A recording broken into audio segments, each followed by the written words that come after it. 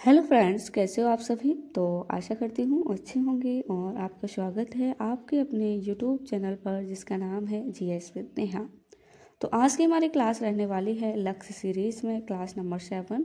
इससे पहले मैं 6 क्लासेस करा चुकी हूँ। यदि आपने वो क्लासेस नहीं देखी हैं तो उनको देख लीजिएगा। और ये जो सीरीज़ है इसमें मैंने जीके एंड जीएस को स्टार्टिंग से शुरू किया है और ये 2025 और 26 में होने वाले सभी एग्ज़ाम्स के लिए महत्वपूर्ण होने वाली हैं।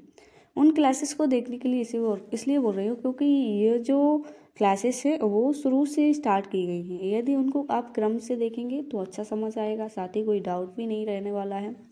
और मैंने इसमें स्टैटिक जीके को अलग से ऐड कर दिया है ताकि आपको स्टैटिक जीके के लिए कहीं और ना जाना पड़े। और यदि आप चैनल पर नए आए हैं तो चैनल को सब्सक्राइब एंड वीडियो को लाइक और हो सके तो शेयर भी कर दीजिएगा। तो आइए शुरू करते हैं आज की क्लास।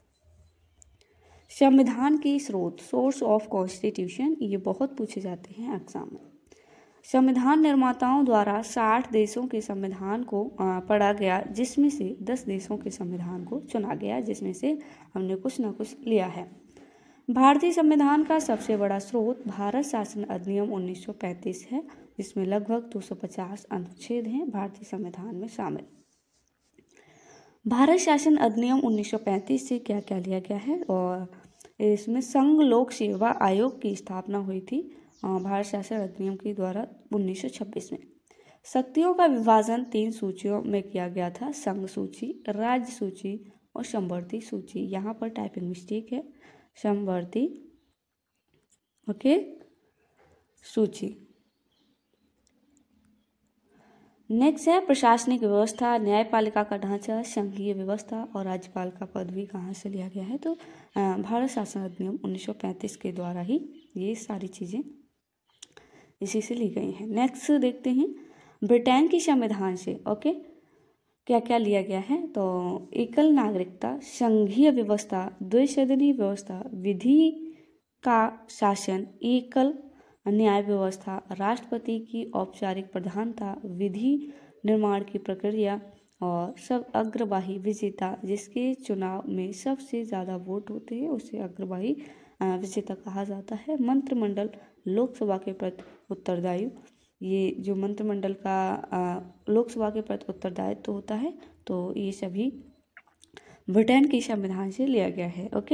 नेक्स्ट है आयरलैंड की संविधान से क्या क्या लिया गया है, तो राज्य की नीति निदेशक तत्व ध्यान रखेगा जो भारतीय संविधान के भाग 4 के अंतर्गत आते हैं, अनुच्छेद 36 से क्या ध्यान रखेगा। राज्यसभा में 12 सदस्यों का चुनाव, ये भी आयरलैंड के संविधान से लिया गया है, जो राष्ट्रपति के द्वारा चुने जाते हैं। 4 क्षेत्रों से कला, विज्ञान, सामाजिक और साहित्य मनोनीत किए जाते हैं। इन क्षेत्रों से राष्ट्रपति का निर्वाचन मंडल भी आयरलैंड के संविधान से लिया गया है। नेक्स्ट है वैदिक सभ्यता, ये है हिस्ट्री। ये वैदिक सभ्यता को 2 भागों में बांटा गया है।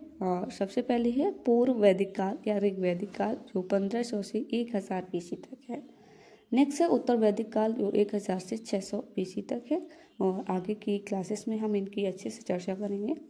इस काल में लोग लोहे का प्रयोग करते थे। लोहे के साक्ष्य अंतरजी खेड़ा से प्राप्त हुए उत्तर प्रदेश में। कौन से? उत्तर वैदिक काल में। आर्य सर्वप्रथम पंजाब और अफगानिस्तान में बसे। आर्यों द्वारा निर्मित सभ्यता ही वैदिक सभ्यता कहलाई।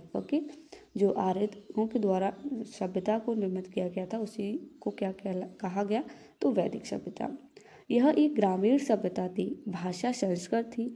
वेदों का संकलन किसने किया था, तो महर्षि वेद व्यास ने, ध्यान रखिएगा। नेक्स्ट आर्यों का जो आगमन है उनके बारे में जानेंगे। मैक्स मुलर ने कहा कि आर्यों ने भारत पर आक्रमण किया तथा सिंधु घाटी सभ्यता का पतन किया। आर्य मध्य एशिया से आए ये माना जाता है। और ये जो आर्य थे वो गोरे थे, और यहाँ पर द्रविड़ होगा। कैसे? जो भारतीय थे वो कैसे थे? काले। आर्यों का आगमन का मत अलग अलग जो ऐतिहासिक थे उन्होंने अलग अलग मत दिए। जैसे एडवर्ड मेयर ने कहा कि पामीर के पठार से आए थे। दयाराम सरस्वती ने कहा जो आर्य थे वो तिब्बत के पठार से आए। और बाल गंगाधर तिलक ने कहा कि जो आर्य थे वो कहाँ से आए थे, उत्तरी ध्रुव से, याद रखिएगा बाल गंगाधर तिलक ने। और ये जो बाल गंगाधर तिलक हैं इनकी पुस्तक का नाम है आर्टिक होम इन वेदास, ध्यान रखिएगा। नेक्स्ट है ज्योग्राफी में सतपुड़ा पर्वत, जिसे ब्लैक माउंटेन के नाम से भी जाना जाता है या कहा जाता है। विस्तार गुजरात, महाराष्ट्र, मध्य प्रदेश, छत्तीसगढ़, इन राज्यों में इसका विस्तार है। इसकी सर्वाधिक ऊंची चोटी धूपगढ़ 1350 मीटर ऊंची है लगभग में।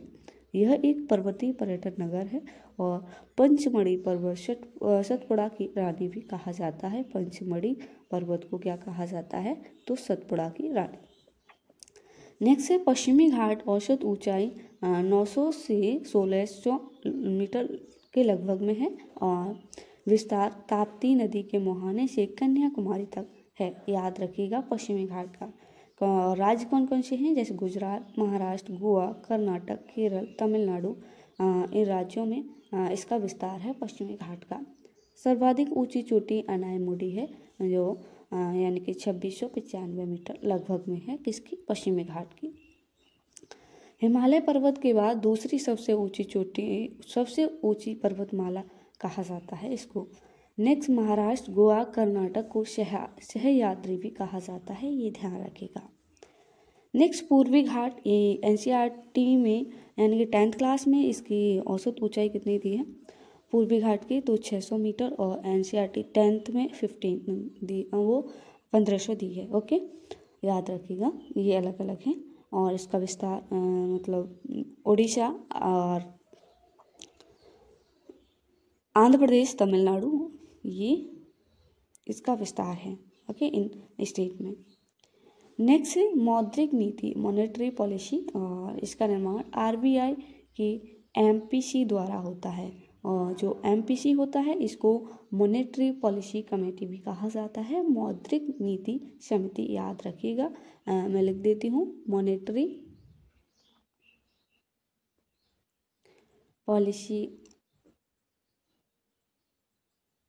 कमेटी।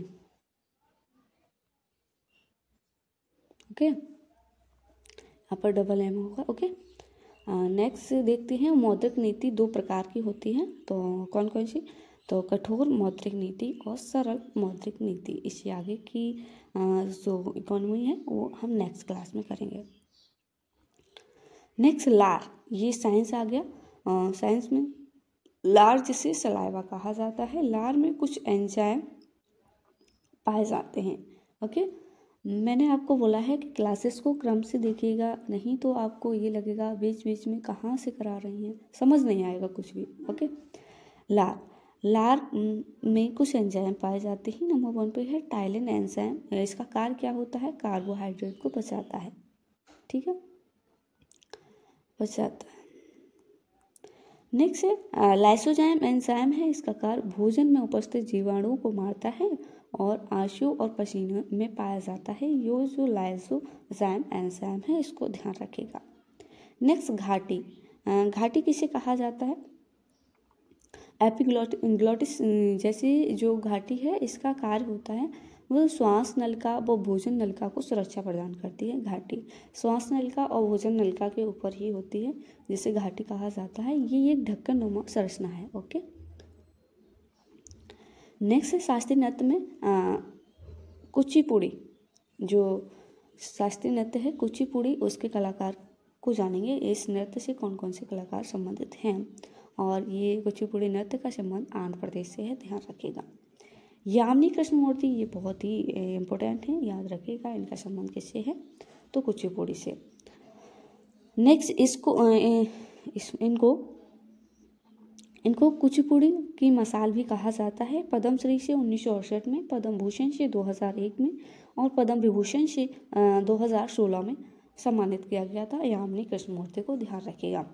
साथ ही आपको कमेंट बॉक्स में बताना है जो यामिनी कृष्णमूर्ति हैं इनका और किस शास्त्रीय नृत्य से संबंध है, इसमें मैंने पिछली क्लासेस में कराया है। ओके, अन्य नाम भी हैं जो कुचिपुड़ी नृत्य से संबंधित हैं, जैसे राधा रेड्डी, राजा रेड्डी, पद्मजा रेड्डी, लक्ष्मी नारायण शास्त्री, स्वप्न सुंदरी, वेदांतम सत्यनारायण, संपत्ति चित्र सत्यम यहाँ पर ब्रह्मपुत्र होगा, ओके। और शोभा नायडू, हलीम खान, प्रतीक्षा काजी, मंजू भार्गव और मल्लिका साराभाई, ये बहुत ही मोस्ट हैं, याद रखिएगा। इनका संबंध भरतनाट्यम से भी है, किसका? मल्लिका साराभाई का।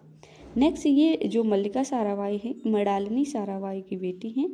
और नेक्स्ट एम सुरेंद्रनाथ आदि, ये सभी जो कलाकार हैं वो कुचिपुड़ी शास्त्रीय नृत्य से जुड़े हुए हैं, इनका संबंध इसी शास्त्रीय नृत्य से है, ओके। तो ये थी आज की हमारी क्लास। तो आपको बताना है कमेंट बॉक्स में क्लास कैसी लगी, और साथ ही यदि कोई डाउट है तो भी पूछ सकते हैं, यदि कोई मिस्टेक है तो आप कमेंट बॉक्स में बता सकते हैं। और साथ ही यदि आपको PDF चाहिए तो आप हमको बता सकते हैं, मैं टेलीग्राम चैनल पर डाल दूँगी, जिससे कि आप अपना रिवीजन कर सकें। सारी क्लासेस की जो PDF है वो डाल दूँगी, ओके। तो आज के लिए इतना ही, मिलते हैं नेक्स्ट क्लास के साथ। तब तक के लिए आप अपना ख्याल रखिएगा और अच्छे से अपनी पढ़ाई कीजिएगा।